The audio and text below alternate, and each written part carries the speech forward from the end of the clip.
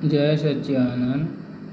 હું Gautam LIC of ઇન્ડિયાથી મે મહિનાનો દાદાવાની છે.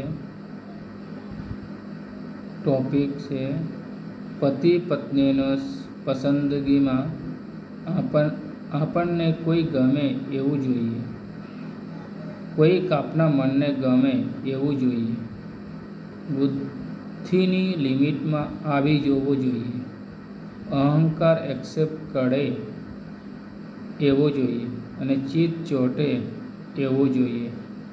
એટલે એનો હિસાબ હોય તો જ એટ્રેક્શન થાય.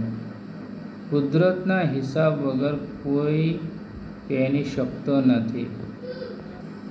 સામરી: સેપ્ટે જ્ઞાનથી જ મોક્ષ.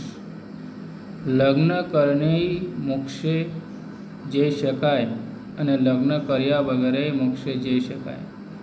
ફક્ત લગ્ન કર્યા વગરનો હોય તો ઇઝી લાગે, ઇઝીલી મોક્ષ થાય અને પેલો અનઇઝી મોક્ષ થાય. મોક્ષ તો બેવનો થવાનો.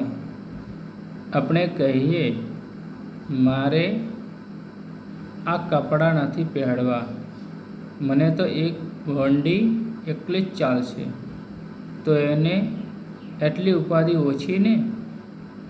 અને કપડાં ચડાઈ કરે તો એને એટલી ઉપાધિ વધીને? જ્ઞાન હોય તો મોક્ષે જઈ શકે, પણ પેનીને કે પેન્યા વગર, એ તો એના હિસાબ હોય છે.